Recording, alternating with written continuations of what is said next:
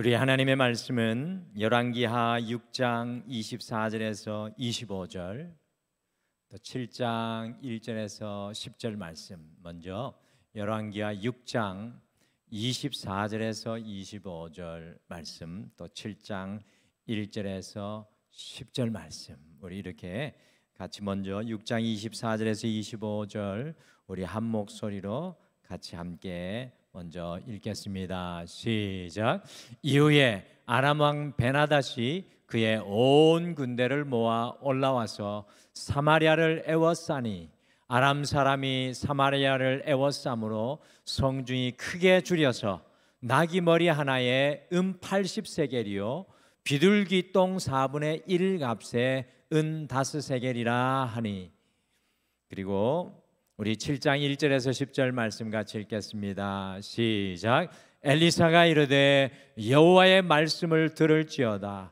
여호와께서 이르시되 내일 이맘때에 사마리아 성문에서 고운 밀가루 한 스아를 한 세겔로 매매하고 보리 2스아를 한 세겔로 매매하리라 하셨느니라. 그때 왕이 그의 손에 의지하는 자 곧 한 장관이 하나님의 사람에게 대답하여 이르되 여호와께서 하늘에 창을 내신들 어찌 이런 일이 있으리요 하더라. 엘리사가 이르되 내가 내 눈으로 보리라. 그러나 그것을 먹지는 못하리라 하니라. 성문 어귀에 나병 환자 4사람이 있더니 그 친구에게 서로 말하되 우리가 어찌하여 여기 앉아서 죽기를 기다리랴. 만일 우리가 성읍으로 가자고 말한다면 성읍에는 굶주림이 있으리니 우리가 거기서 죽을 것이요 만일 우리가 여기서 머무르면 역시 우리가 죽을 것이라. 그런즉 우리가 가서 아람 군대에게 항복하자. 그들이 우리를 살려두면 살 것이요 우리를 죽이면 죽을 것이라 하고 아람 진으로 가려 하여 해질 무렵에 일어나 아람 진영 끝에 이르러서 본즉 그곳에 한 사람도 없으니 이는 주께서 아람 군대로 병거 소리와 말소리와 큰 군대의 소리를 듣게 하셨으므로 아람 사람이 서로 말하기를 이스라엘 왕이 우리를 치려하여 헷사람의 왕들과 애굽 왕들에게 값을 주고 그들을 우리에게 오게 하였다 하고 해질 무렵에 일어나서 도망하되 그 장막과 말과 나귀를 버리고 진영을 그대로 두고 목숨을 위하여 도망하였음이라.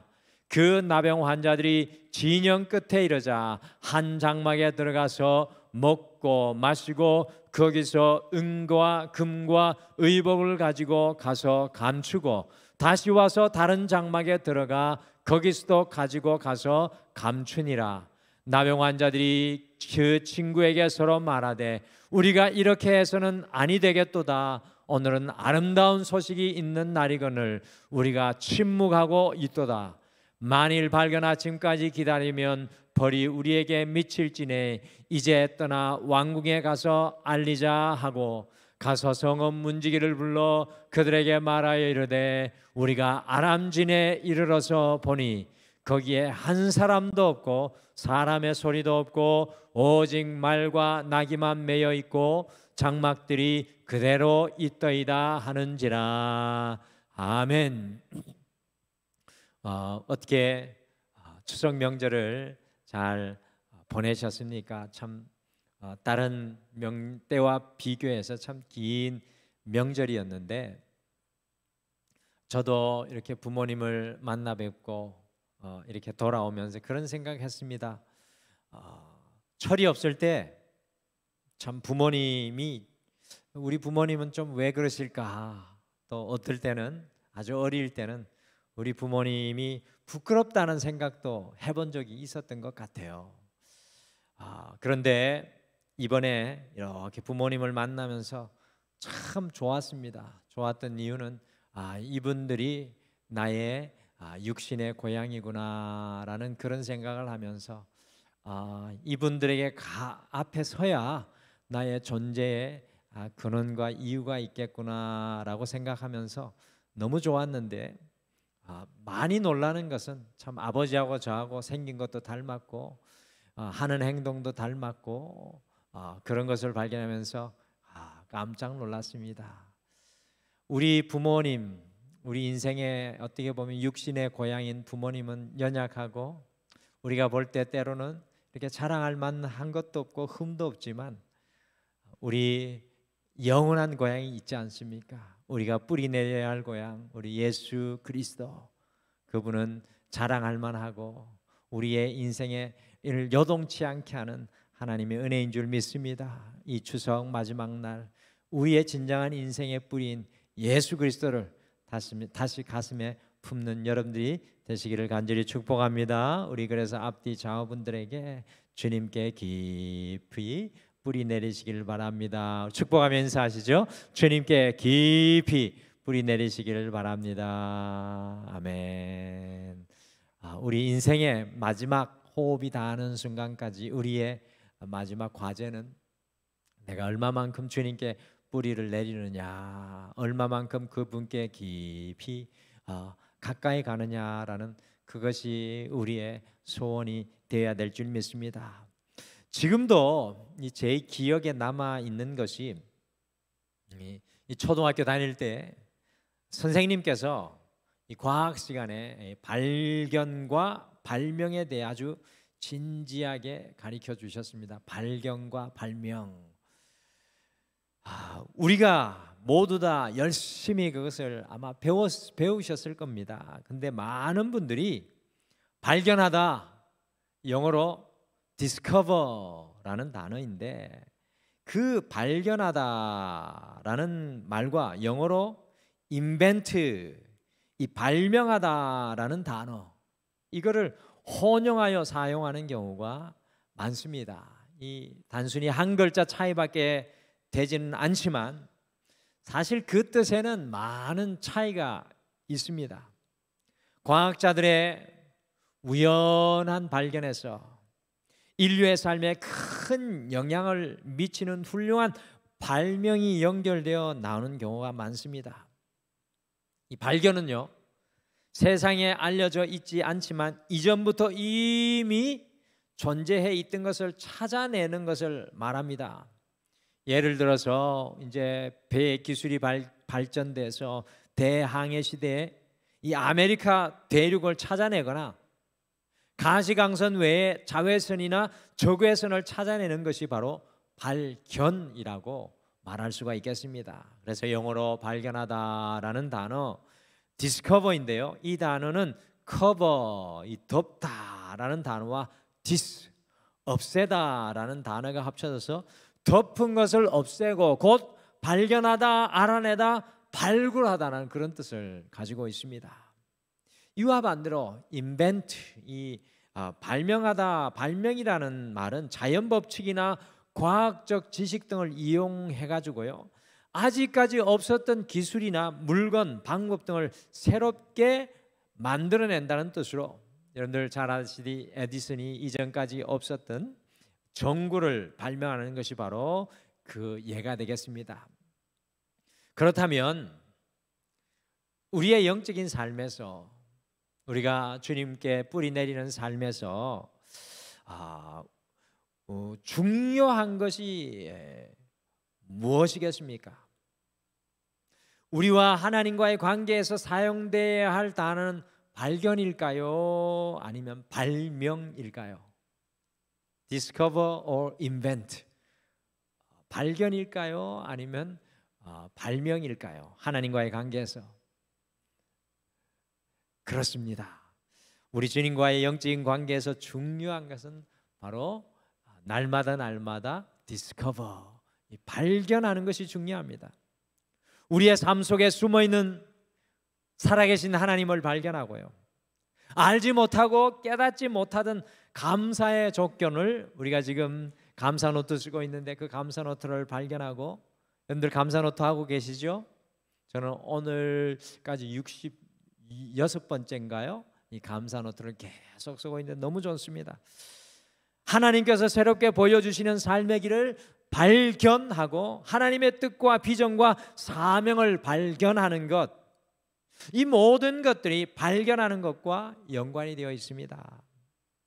하나님께서 우리 앞에 두신 것을 얼마나 많이 발견하느냐가 우리의 신앙의 길에서 참 중요합니다. 그래서 성경을 읽으실 때 우리의 눈이 떠여지고 보여지고 덮여졌던 것들, 가리워졌던 것들이 다 없어지며 분명하게 보여지는 은혜와 은혜 속으로 나아가는 것이 주님께 뿌리 내리는 길입니다. 그래서 저는 우리 등마루의 모든 성도님들께서 이 영적인 탐험과 영적인 발견자들이 다 되시기를 간절히 축복합니다. 발견해가지고 내가 발견한 것 좀 들어보세요. 그것이 바로 간증이고 그것이 바로 증거하는 삶입니다. 그래서 오늘 우리 이 추석 참 제가 어떤 분에게 설 명절 잘 보내십시오. 근데 정신없이 추석인지 명절이 설 명절인지 왔다 갔다 인생이 정신이 없는 인생이지만 어쨌든 이 추석 마지막 날 여러분들 이 자리에 나온 게 얼마나 대단하십니까? 영적인 발견자들이라는 제목으로 이 귀한 시간에 특별히 4명의 나병 환자들이 발견한 내용, 오늘 여기도 발견한 사람들이 나요. 내용이 무엇인지 함께 우리가 디스커버, 이 베일을 벗겨내고 그것을 우리 삶 속으로 함께 가져가서 이제 내일부터 다시 시작되는 일상으로 여러분과 제가 돌아가기를 간절히 소망합니다. 제가 잘 아는 사람이 제 딸인데 오늘 그러더라고요. 아빠, 내일 더 일하러 가야 되는데 정말 스트레스가 막심하다고. 그렇죠. 참 일하는 분들은 다시 일터로 돌아가는 것이 쉬운 일이 아닙니다. 그렇지만 말씀을 갖고 나가면 힘이 될 줄 믿습니다. 오늘 말씀해 보니까 4명의 나병 환자들이 삶의 현실을 발견하십시오라고 우리에게 말씀을 전해주고 있습니다. 삶의 현실을 발견하십시오. 오늘 말씀은 사마리아 성의 현실, 북이스라엘 왕국이죠. 2개의 나라로 나뉘어져 있다고 그랬습니다. 이 북이스라엘 북이스라엘 수도인 사마리아 성의 현실을 아주 잘 묘사해 주고 있습니다. 과연 사마리아 성에 무슨 일이 일어난 것입니까? 같이 열왕기하 6장 24절 25절 같이 읽겠습니다. 시작. 이후에 아람 왕 베나닷이 그의 온 군대를 모아 올라와서 사마리아를 에워싸니 아람 사람이 사마리아를 에워싸므로 성중이 크게 줄여서 나귀 머리 하나에 80세겔이요 비둘기 똥 4분의 1값에 5세겔이라 하니. 2가지 중요한 현상이 오늘 사마리아 성에 일어나고 있죠. 하나는 이 북이스라엘 수도인 사마리아 성이 포위되어 공격을 당하고 있습니다. 누구에게 공격을 당하고 있습니까? 바로 아람 왕, 곧 오늘날의 시리아의 왕으로부터 공격을 당하였습니다. 여러분들 이제 이스라엘하고 지금 또 시리아가 지금 막 난리가 났죠. 그와 같은 그 오늘날의 그 시리아가 있는 나라, 그 아람 나라가 이스라엘을 공격을 하였습니다. 여러분들 어떻게 공격하였습니까? 엄청난 대군을 몰고 와서 북왕국 이스라엘의 수도를 꽁꽁 에워싸 포위해 버렸습니다. 오늘 말씀해 보니까 숨 쉴 틈조차 주지 않고 있습니다. 저는 오늘 이 아람 왕의 공격을 통해서 세상의 공격과 사탄의 공격, 우리 인생을 향한 세상의 여러 가지 많은 공격을 발견합니다. 사탄과 이 세상은요 꽁꽁 에워싸 우리를 공격합니다. 여러분들 이렇게 공격하는 이유는 무엇일까요? 우리를 에워싸는 이유는 무엇일까요? 그것은 딱 한 가지가 있습니다. 그것은 우리를 지배하기 위해 공격합니다. 무엇인가 우리를 에워쌀 때요, 우리를 지배하고 우리를 다스리기 위해서 공격합니다. 아람의 유일한 관심은 이스라엘을 지배하는 것이었습니다.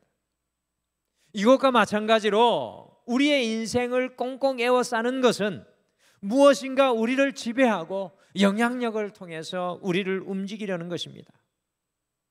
그래서 우리에게 중요한 것은 누가 우리를 지배하려는지를 발견하는 것입니다. 우리의 인생에서, 내 인생에서 흘러들어오는 영향력은 무엇인가?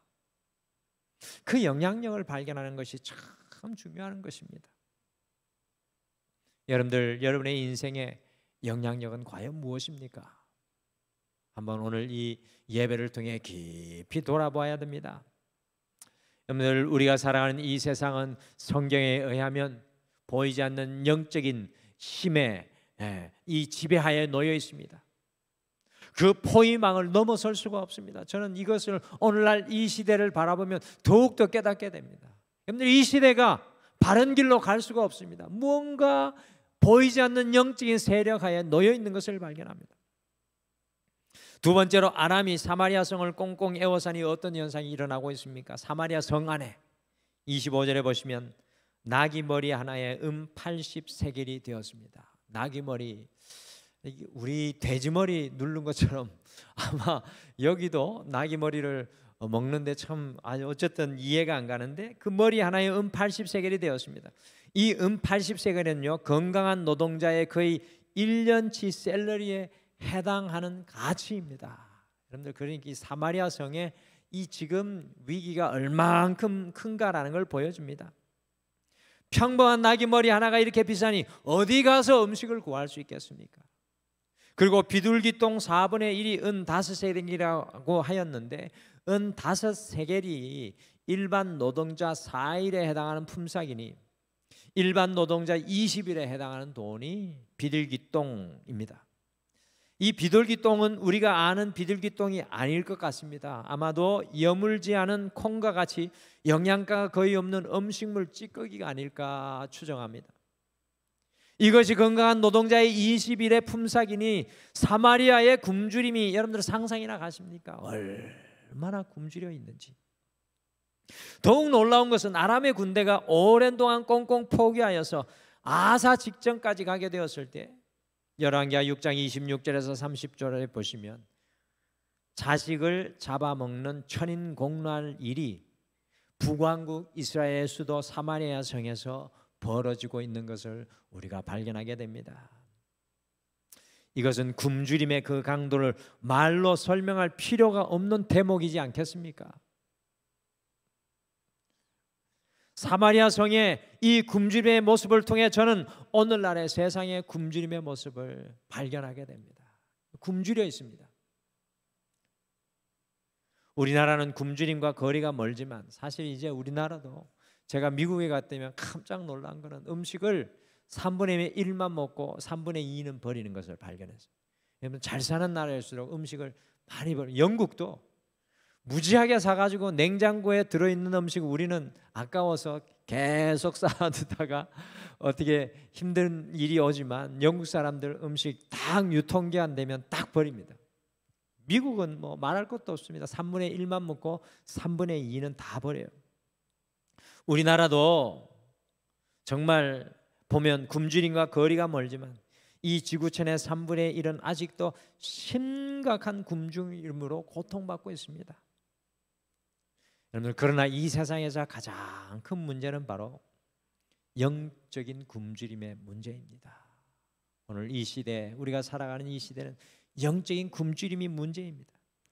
아모스 선지자는 이 세상 도처에 도사리고 있는 영적인 굶주림의 현상을 아모스 8장 11절과 12절에서 이렇게 잘 묘사하고 있습니다. 시대는 틀리지만 오늘의 이 시대를 정확하게 묘사해주고 있습니다. 같이 화면으로 읽으실까요? 아모스 8장 11절 12절입니다. 같이 읽겠습니다. 시작. 주 여호와의 말씀이니라. 보라, 날이 이를지라 내가 기근을 땅에 보내리니 양식이 없어 주림이 아니며 물이 없어 가람이 아니요 여호와의 말씀을 듣지 못한 기갈이라. 사람이 바다에서 저 바다까지 북쪽에서 동쪽까지 비틀거리며 여호와의 말씀을 구하려고 돌아다녀도 얻지 못하리니.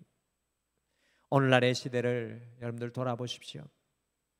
하나님의 말씀이 흘러넘치는 홍수 속에서 오히려 하나님의 말씀의 기갈이 있는 시대가 바로 오늘 이 시대입니다. 사람들의 마음이 비어있고 사람들의 마음이 슬픔과 두려움과 고통과 외로움에 쌓여 있습니다. 삶의 방향을 잃어버리고 그 길을 찾지 못하는 심각한 영적인 굶주림의 현실 속에 있습니다. 어디에선가 그 굶주림을 채우기 위해 이리저리 뛰어다니지만 여전히 굶주려 있는 사람들의 얼굴이 눈에 선합니다. 여러분들, 우리 교회도 새벽 예배, 수요 예배, 주일 예배, 금요 철야 찬양 예배 다 이 방송으로 말씀이 흘러가고 있지만, 근데 사실은 우리 성도님들 만나보면 말씀에 굶주려 계십니다. 우리 교회뿐만 아니라 여러분들, 그렇게 예배가 많은 이 땅에 하나님의 말씀에 굶주려 있는 사람들이 너무나도 많습니다. 사랑에 굶주려 있고, 진리에 굶주려 있고, 인정에 굶주려 있습니다. 오늘 열왕기하 7장 4절에 보시면 4명의 나병 환자들은요, 사마리아가 포위되어 굶어 죽어가고 있는 것을 발견하고 그곳으로 가면 굶어 죽을 것을 분명히 알고 발견했습니다. 사마리아 성으로 가면 굶어 죽는다는 겁니다. 사랑하는 성도 여러분, 신앙은 우리의 현실을 날마다 발견하는 것입니다. 현실을 보는 눈, 내 인생을 발견하는 눈이 필요합니다. 과연 여러분과 저는 어떤 현실 속에 있습니까? 우리가 세상의 사단에 우리 자신의 꽁꽁 둘러싸여 세상의 지배 아래에만 놓여 있지 않습니까? 우리의 영향력이 오직 세상으로부터 오지 않고 있습니까? 우리가 혹시나 영적으로 굶주려 있지는 않습니까? 하나님의 말씀이 흘러 넘쳐야 할 우리의 심령이 마치 사막과 같은 기근에 놓여 있지는 않습니까?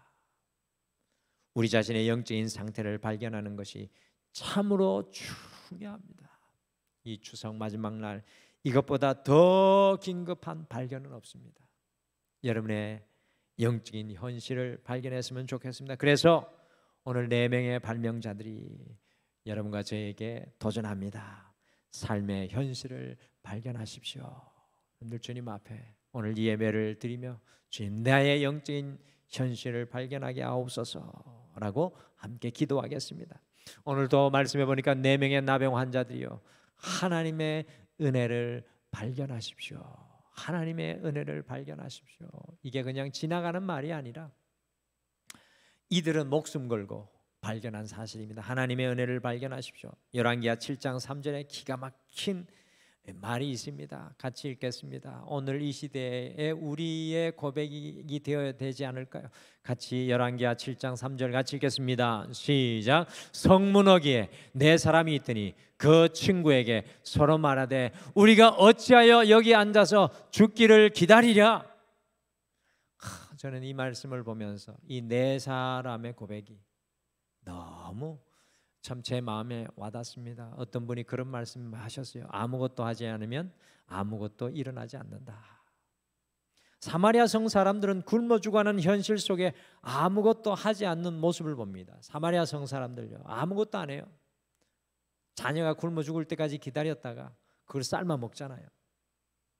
그저 현실에 눌려있는 연약한 모습을 발견합니다. 사마리아 왕도 똑같습니다. 그러니 자식까지 먹는 참사가 일어났습니다. 여러분, 이거는 그냥 역사적인 현실을 보여줄 뿐만 아니라 영적으로 우리가 어디까지 갈 수 있는지를 보여줍니다. 그러나 이 나병 환자들은 3절에 보시면 그냥 앉아 죽을 수 없다고 서로 이야기합니다. 아무도 환영하는 사람이 없는 그들이지만 우리는 그냥 앉아 죽을 수 없다. 무언가를 해보아야겠다고 결단을 하였습니다. 여러분들 잘 생각해 보시길 바랍니다. 이런 굶주림의 시간들 속에서 가장 큰 고통 가운데 있었던 사람이 누구이겠습니까? 바로 사람들이 사는 성에서 쫓겨나 구걸을 하며 살았던 이 나병 환자들, 사마리아 성에 한 발자국도 들여놓을 수 없는 이 나병 환자들 아니었겠습니까? 누가 자기가 사기기도 어려운 때에 나병 환자들을 돌보고 도와주었겠습니까? 오늘 이 나병 환자들은 최악의 상황 속에서 최선의 은혜를 경험했던 대표들입니다. 여러분들, 사마리아 성에서 가장 먼저 죽어야 될 사람들이 오늘 이 사람들이에요. 성경은 기가 막히죠. 이 사람들을 보여줍니다. 최악의 상황에서 최선의 은혜를 경험하는 대표. 우리가 영적인 기갈의 때, 그리고 사단으로 세상으로 문제로 꼭꼭 쌓여 있을 때 아무것도 안 하고 있으면 그것의 결과는 죽음입니다. 예전에 전도지 중에 아주 인상적이게 이런 질문이 적혀 있는 전도지가 있습니다. 지옥에 가기 위해 당신은 무엇을 해야 하는가? 지옥에 가기 위해 당신은 무엇을 해야 하는가? 그리고 아래에 이렇게 적혀 있었습니다. 뒤를 보십시오. 그 뒤에 무엇이 적혀 있는지 아십니까? 아무것도 없다. 지옥에 가려면 아무것도 할 것이 없다는 겁니다. 곧 지옥에 가기 위해 아무것도 하지 않아도 자동으로 가게 된다는 것입니다. 교회도 마찬가지입니다. 아무것도 안 하는 교회는 사단이 둘러싸서 지배할 수밖에 없고 결국에는 무너질 수밖에 없습니다. 제가 오늘 이 앞에서 기도하는데, 하나님, 영적인 매너리즘, 영적으로 판에 박히는 일에 머물지 않게 저를 깨워주십시오. 주의 종들을 깨워주십시오. 성도들을 깨워주십시오. 이런 기도를 했습니다. 이 4명의 나병 환자들이 어떤 마음으로 무언가 하겠다고 결단하였습니까?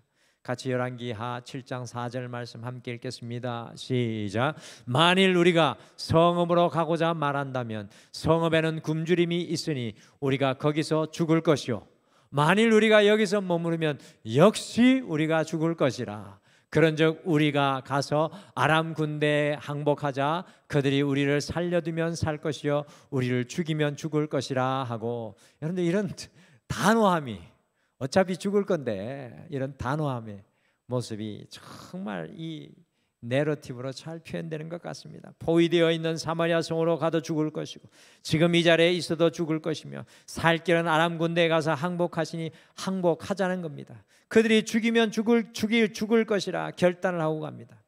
이왕 죽을 것, 살 수 있는 것에 가서 죽겠다는 죽으면 죽으리라의 결단입니다. 여러분들, 죽을 것 같으면 살 수 있는 곳으로 가야죠.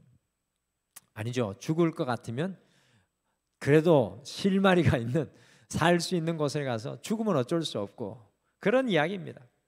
열왕기하 7장 1절에 보시면 이미 엘리사가 아람 군대에 꽁꽁 에워싸여 죽을 수밖에 없는 사마리아 성에 파격적으로 이렇게 이야기합니다. 밀가루와 보리 가격을 내려 팔릴 것이라는 은혜의 예언을 선포했습니다. 아무도 믿는 사람이 없었습니다. 그런데 이 4 나병 환자들은 죽으면 죽으리라는 심정으로 아람 군대의 진영으로 갔던 겁니다. 저는 여기에서 하나님의 은혜를 향한 결단을 발견합니다. 대단한 결단입니다. 많은 사람들이 내가 지금 영적인 굶주림에 있는데 하나님의 은혜를 향하여 나아가는 결단을 하지 못합니다. 우리는 날마다 우리의 삶 속에서 하나님의 은혜를 발견해야 합니다. 성도에게 이 하나님의 은혜가 발견되지 않으면 살아도 살아있는 것이 아니요 죽은 것과 같은 영적인 내사 상태라고 할 수 있습니다. 여러분들, 매일을 연명하시겠습니까? 아니면 살아서 여러분의 인생을 걸어가시겠습니까? 성경 다음으로 많이 읽힌 책이 무엇인지 아십니까? 우리가 언젠가 같이 읽고 나누었던 것은 바로 철로역정입니다. 존 버년이 하나님의 은혜를 찾아 떠나는 크리스찬 기독자의 순례 여행을 기록해 놓은 책입니다. 이것은 존 버년이 그만큼 하나님의 은혜를 갈구하는 자기 자신의 영적인 갈망에서 고백된 책입니다. 오늘날 하나님의 은혜를 존 버년과 같이 간절히 갈구하는 구도자를 참 찾아보기 힘이 듭니다. 오늘 이 추석 마지막 날 오신 분들은 다 그런 구도자인 줄 믿습니다. 그리스도인의 삶은 구도자의 삶입니다. 날마다 하나님의 은혜를 찾는 삶. 나는 여기에 머물면 죽은 것이나 다름없다. 하나님의 은혜를 향해 나아간다. 오늘 찬양했던 것처럼 은혜 아니면 살아갈 수 없다. 그런 고백입니다. 영국의 영성신학자 C.S. 루이스는 우리 시대를 가리켜 하나님의 은혜 찾기를 잃어버린, 구도자를 잃어버린 시대라고 표현합니다. 정말 맞는 것 같습니다. 구도자를 잃어버린 시대. 우리 부모님들 시대를 가만히 돌아보면 하나님의 은혜를 얼마나 찾고 구했는지 알 수 없습니다. 사랑하는 성도 여러분, 4명의 나병 환자에게 어떤 일이 벌어졌습니까? 수만의 엄청나게 많은 음식과 옷과 금과 은, 각종 보석이 그들 앞에 놓여 있었습니다. 우리가 어떠한 상황 가운데 있을지라도 하나님의 은혜를 향하여 결단하고 나아가는 그 삶에는 우리가 상상할 수 없는 놀라운 은혜가 기다리고 있는 줄 믿으시기를 간절히 바랍니다. 이제 추석을 마무리하고 내일부터 새날을 살아가실 텐데 은혜를 향한 결단을 하십시오. 하나님이 우리 앞에 두신 놀라운 진귀한 것들이 여러분과 저를 기다리는 줄 믿습니다. 저는 분명히 믿고 나가기를 원합니다. 마지막으로 4명의 나병 환자들이 절망 중에 소망을 발견하십시오 라고 전합니다. 절망 중에 소망. 같이 열왕기하 7장 1절과 2절 말씀 함께 읽겠습니다. 시작. 엘리사가 여호와의 말씀을 들을지어다 이르되 여호와께서 이르시되 내일 이맘때 사마리아 성문에서 고운 밀가루 한 스아를 한 세겔로 매매하고 보리 두 스아를 한 세겔로 매매하리라 하셨느니라. 그때 왕이 그의 손에 의지하는 자 곧 한 장관이 하나님의 사람에게 대답하여 이르되 여호와께서 하늘에 창을 내신들 어찌 이런 일이 있으리요 하더라. 야, 성경은 참 모든 인생을 골고루 다 보여주시는 것 같아요. 그 왕의 높은 신하가 이 상황을 보고 좋아진다는 엘리사 선지자의 예언을 듣고 여호와께서 하늘에 창을 내신들 어찌 이런 일이 일어날 것입니까?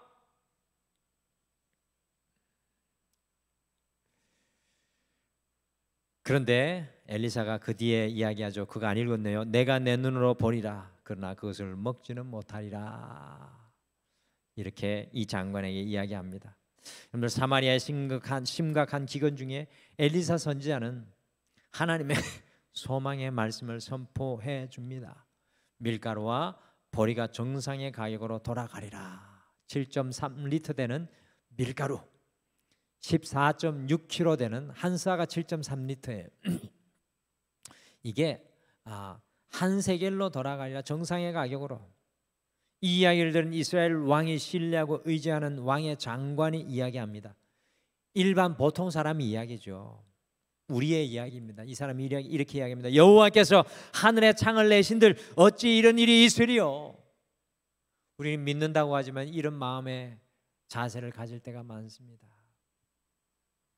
엘리사는 소망을, 왕의 장관은 절망을 이야기합니다. 하나님의 말씀을 품고 살아가는 사람들은 어떤 상황 가운데도 절망 중에도 소망을 볼 수 있는 축복의 메신저로 살아가야 합니다. 하나님께서 이스라엘 장관으로 세우신 이유는 소망을 선포하기 위함인데, 가장 중요한 성문을 지키고 관리하는 장관인데 절망으로 문 걸어 잠그고 있는 북이스라엘 왕국의 모습입니다. 오늘 이 장관은 자신의 삶의 이유를 알지 못했습니다. 보십시오. 그러니 그의 결국은 사람들에게 짓밟히는 비참한 인생이 되고 말았습니다. 9절에 나오는 4명의 문둥병자를 보시면 아람 군대들이 다 버리고 간 것에서 그들 자신의 배를 채우다가 막 숨깁니다. 막 먹고 자기들 막 그 보물들, 노량물을 숨기다가 그들 자신 것만 챙기다가 깨닫습니다. 이 아름다운 소망의 소식을 전하자. 여러분들, 그리스도인들은 바로 이런 사람입니다. 이 아름다운 소망의 소식을 전하자. 그래서 달려가 절망 중에 있는 사마리아 성에 소망의 소식을 전했습니다. 우리 믿는 자들의 사명은, 우리 그리스도인들의 사명은 하나님의 말씀으로 절망 중에도 소망을 선포하며 살아가는 인생입니다. 오늘 성문을 지키는 자라는 이 사람이 왜 나왔겠습니까? 여러분과 저는 우리 가정의 성문을 지키는 사람이에요. 절망에는 문 닫고 소망은 문 열고, 슬픔은 문 닫고 기쁨의 문을 열고, 깨어지면 문 닫고 하나님은 문 열고. 여러분들, 문지기입니다. 한번 따라하시죠. 나는 주님의 문지기이다. 절망 중에서도 소망을 보는 사람들이 주님과 동행하는 그리스도인들입니다. 영적인 문지기. 그래서 4명의 영적인 발견자들은 오늘 추석을 마무리하는 저희들, 여러분과 저에게 이야기합니다. 절망 중에 소망을 발견하십시오. 영적인 문지기가 되십시오. 4명의 영적인 발견자들이 오늘 우리에게 도전합니다. 첫 번째로 삶의 현주소를 발견하십시오. 그리고 하나님의 은혜를 발견하십시오. 마지막으로 절망 중에 소망을 발견하십시오. 여러분들, 남은 이 한 주 이와 같은 영적인 발견이 여러분과 저의 삶 속에 멈추어지지 않기를 간절히 축복합니다. 우리 오늘 말씀 생각하시며 이 찬양 같이 함께 고백했으면 좋겠습니다. 우리 주 은혜 임을이라는 찬양인데, 오늘 이 말씀이 이렇게 우리 4명의 문둥병자들이, 나병 환자들이, 한센병 환자들이 고백했던 것처럼 영적인 현실, 주 나의 모습 보내. 그러니까 내 눈을 통해 보지만 주님께서 나의 모습을 본다는 겁니다. 상한 나의 마음도 보신다는 겁니다. 주 나의 눈물 안에 홀로 울던 마음 아시네. 그렇지만 주 사랑이 나와 함께 있으니 그 사랑이 나를 채우고 주 은혜가 내게 있어 그 은혜로 나를 세워주셔서 절망에는 문 닫고 세상 소망 다 사라져가도 주의 사랑 끝이 없습니다. 살아가는 이 모든 순간이 주의 은혜를 발견하기를 원합니다. 그런 찬양 우리 같이 고백하실까요?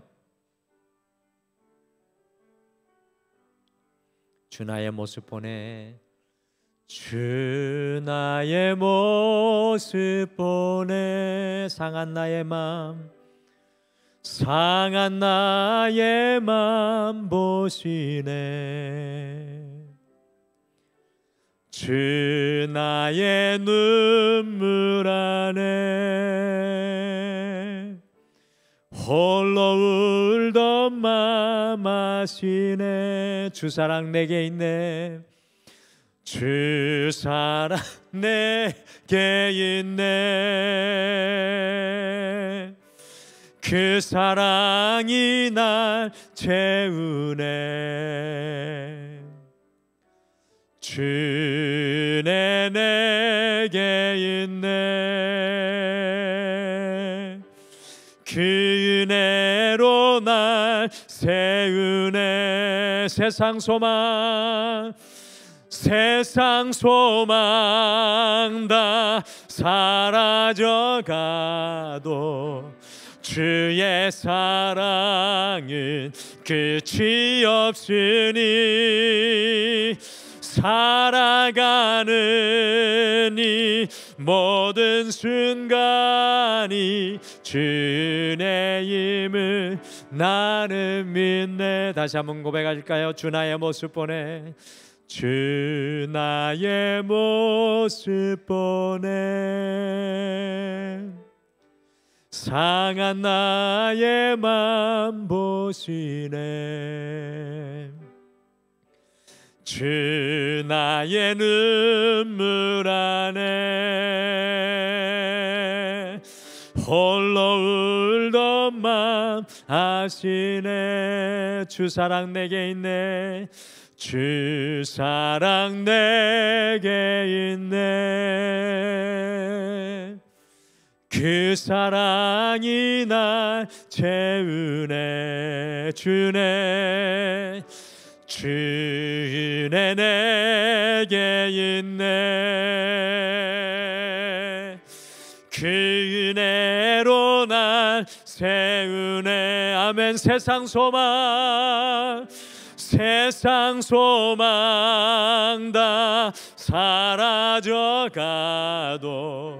주의 사랑은 끝이 없으니 살아가는 이 모든 순간이 주의 힘을 나는 믿네. 세상 소망 다 사라져가도 주의 사랑은 끝이 없으니 살아가는 이 모든 순간이 주의 힘을 나는 믿네. 주의 힘을 나는 믿네. 주의 힘을 나는 믿네. 주의 힘을 나는 믿네.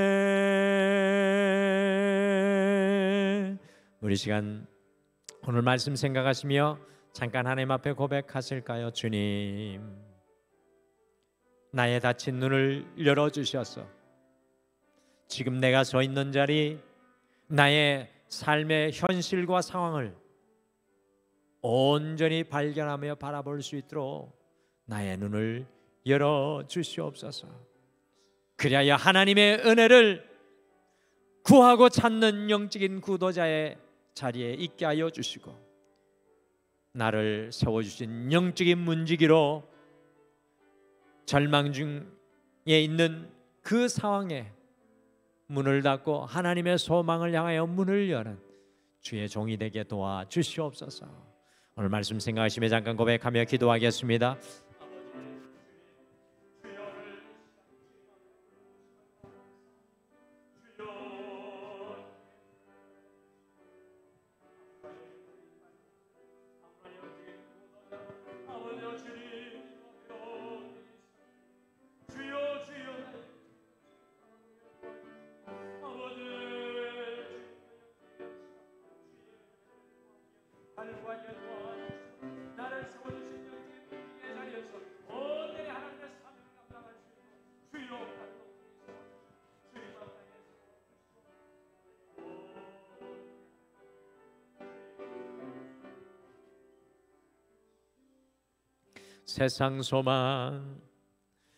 세상 소망 다 사라져가도 주의 사랑은 끝이 없으니 살아가는 이 모든 순간이 주의 힘을 나는 믿네.